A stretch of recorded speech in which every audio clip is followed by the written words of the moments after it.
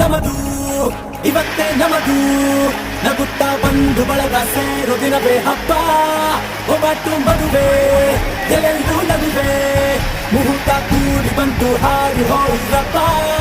ಬ್ರಹ್ಮ ವರವಾಗಿ ನಮಗೆ ನಿನ್ನ ನೀಡಿದ ನಮ್ಮ ಯುವ ರಾಜ ನೀನೆ ಎಂದು ಹೇಳಿದ